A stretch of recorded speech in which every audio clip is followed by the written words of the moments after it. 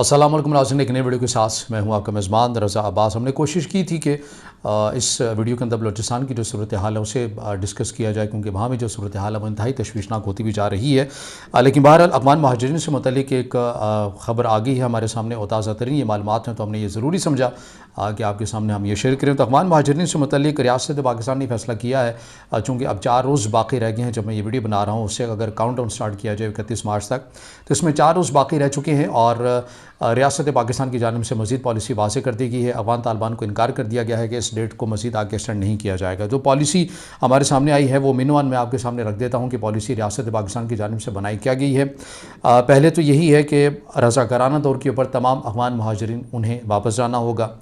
یہ 4 نکات کے اوپر جو پالیسی بنائی گئی ہے اس کا ایک پہلا مرحلہ یہ ہے کہ آپ 31 مارچ سے پہلے آپ خود ہی چلے جائیں تو بہت اچھا ہو جائے گا، ریاست پاکستان کے لیے بہت اچھا ہو جائے گا، اور آپ کے لیے بھی بہت اچھا ہو جائے گا، بالخصوص ان لوگوں کے لیے جو واپس بھی آنا چاہتے ہیں۔ تو ان لوگوں کے لیے تو یہی پہلی لائن ہے کہ وہ رضاکارانہ طور کے اوپر خود واپس چلے جائیں۔ اس میں اب جو دوسری جو چیز ہے وہ مالک مکان اور دکانوں کے جو مالک ہیں ان کے حوالے سے ہے، کہ یعنی بڑی تعداد کے اندر جو جمعیت ہے افغان مہاجرین کی، وہ پاکستان میں کرائے کے مکانوں میں رہ رہے ہیں۔ اگر وہ بزنس کر رہے ہیں تو انہوں نے دکانیں بھی، شاپس بھی میں ہیں وہ رینٹ پہ لے رکھی ہیں۔ ان حوالے سے جو ریاست پاکستان کی جانب سے جو پالیسی سامنے آئی ہے مالک مکانوں کے حوالے سے اور دکان مالک کے حوالے سے، انہیں یہ کہا گیا ہے کہ آپ 31 مارچ تک جو ہے وہ تمام افغان مہاجرین، اگر وہ آپ کے گھروں میں رہ رہی ہیں یا آپ کی دکانوں میں وہ کاروبار کر رہی ہیں، تو انہیں 31 مارچ سے پہلے جو ہے وہ نوٹس انہیں دے دیں کہ وہ دکانیں اور گھر جو ہے وہ خالی کر دیں۔ اگر پاکستانی ہوں گے، ظاہر ہے وہ مکان مالک اور دکاندار جو ہے وہ پاکستانی ہی ہوں گے جنہوں نے افغان مہاجرین کو دے رکھا ہے۔ اگر انہوں نے 31 مارچ تک نہیں کیا تو 1 اپریل سے پھر جو مالک مکان ہے وہ بھی قانون کے شکنجے میں آئیں گے اور دکاندار بھی آئیں گے۔ سزائیں کیا ہوں گی؟ اس حوالے سے جو سزائیں سامنے آئی ہیں وہ یہ ہے کہ دکاندار اور مالک مکان کے لیے جو سزائیں ہیں وہ یہ ہوں گی کہ 6 ماہ سے 1 سال تک کی قید کی سزا سنائی جا سکتی ہے انہیں، اور بھاری جرمانہ بھی عائد کیا جا سکتا ہے۔ یہ اس صورت میں ہوگا کہ اگر 31 مارچ تک انہوں نے مالک مکان اور دکان مالک نے اگر 31 مارچ سے پہلے افغان مہاجرین کو اپنے گھروں سے اور دکانوں سے نوٹس جاری نہ کیے گئے کہ آپ انہیں خالی کریں، 1 اپریل سے یہ سزاؤں کا امپلیمنٹ ان لوگوں کے اوپر ہوگا، وہ پاکستانی جنہوں نے افغان مہاجرین کو گھر دے رکھے ہیں یا پھر دکانیں دے رکھی ہیں۔ اب یہ 2 پوائنٹ میں نے آپ کے سامنے رکھے ہیں۔ تیسرا پوائنٹ یہ ہے کہ ظاہر ہے 1 اپریل کو 31 مارچ کے بعد 1 اپریل کو پھر آپریشن شروع کر دیا جائے گا۔ پولیس اور جو دیگر متعلقہ ادارے ہیں، ایجنسیز ہیں، IB ISI، یہ انہوں نے جو ٹیمز بنا رکھی ہیں، ان کی بنا کے اوپر یہ آپریشن لانچ کیے جائیں گے، اور پھر جب 1 اپریل سے وہ لوگ جو افغان مہاجرین رضاکارانہ طور کے اوپر نہیں گئے، پھر ان کا جو طریقہ کار ہے وہ تھوڑا تبدیل ہوگا بھیجنے کا۔ وہ اس طرح سے تبدیل ہوگا کہ پولیس متعلقہ ادارے انہیں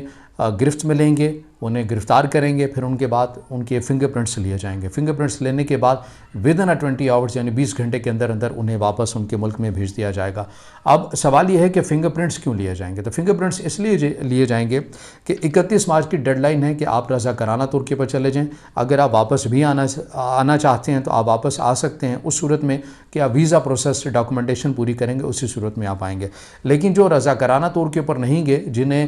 جو پولیس ہے، یہ متعلقہ ادارے ہیں، زبردستی گرفتار کر کے بھیج رہے ہیں، تو فنگر پرنٹس اس لیے لے رہے ہیں کہ اگر کل کو وہ دوبارہ واپس آنا چاہتے ہیں، ویزا پروسیس کرنا چاہتے ہیں، تو پھر ان کے لیے ویزا پروسیس بھی انتہائی مشکل ہوگا، بلکہ اگر میں یہ کہوں کہ ناممکن ہوگا تو یہ زیادہ بات جو ہے وہ ایکسیپٹیبل ہے۔ فنگر پرنٹس اس لیے لیے جا رہے ہیں، اور فنگر پرنٹس لینے کی وجہ یہ ہے کہ آپ کو یاد ہوگا کہ اکتوبر 2023 میں اس سے پہلے جو پالیسی کا اعلان کیا گیا تھا کہ افغان مہاجرین کو واپس بھیجنا ہے، تو اس میں آپ سبھی لوگ جو ہیں وہ کمنٹس میں بھی یہ کہتے ہیں، اور یہ پالیسی یقینی طور کے اوپر تھی بھی ایسی، کہ بہت سارے افغان مہاجرین پھر واپس آ گئے تھے، یعنی وہ پہلے گئے پھر دوسرے مرحلے میں واپس آ گئے۔ آپ کو پتہ ہے کہ پاکستان کے اندر کرپشن کا ایلیمنٹ تو مین ہے، یہاں پر وہ بارڈر پہ کھڑے ہوئے لوگوں کو پیسے کھلائے گئے، پولیس کو پیسے کھلائے گئے، اور پھر اس کے بعد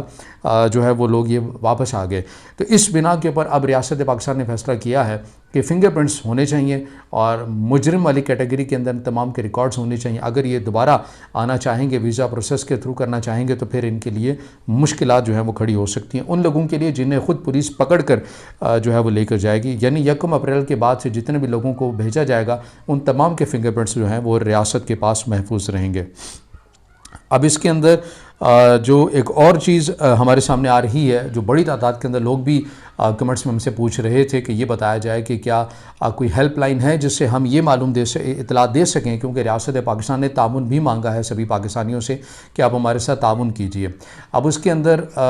جو ہیلپ لائن کے حوالے سے باتیں کی جا رہی تھی کہ ہیلپ لائن کیا ہو سکتی ہے، تو ہیلپ لائن کے حوالے سے جو ریاست پاکستان نے کہا ہے کہ آپ 15 کے اوپر اطلاع دیں، جہاں ہم کو یہ لگتا ہے کہ ابھی بھی افغان جو شہری ہیں 1 اپریل کو یہ امپلیمنٹ ہوگا کہ 31 مارچ کے بعد اگر آپ کو لگتا ہے کہ افغان مہاجرین آپ کی گلی محلوں میں رہ رہے ہیں اور کچھ پاکستانیوں کی جانب سے انہیں گھر دیے گئے ہیں، دکانیں دی گئی ہیں، تو آپ 15 کے اوپر کال کر کے انفارم کر سکتے ہیں، ایڈریس بتا سکتے ہیں۔ اس کے اندر یہ ہوگا کہ آپ کا جو نام ہے، معلومات ہیں وہ چھپائی جائیں گی، آپ کا نام ظاہر نہیں کیا جائے گا۔ اور اسی طرح اگر 15 کے علاوہ جو رینجرز کی جو ہیلپ لائن ہے، آپ وہاں بھی یہ اطلاع دے سکتے ہیں کہ اگر آپ کی گلی محلوں میں 31 مارچ کے بعد اگر پھر بھی افغان مہاجرین رہ رہے ہیں یا دکانیں ان کے پاس ہیں، تو آپ رینجرز کی ہیلپ لائن میں یا پھر 15 کی جو ہیلپ لائن ہے آپ یہاں پر اطلاع دیں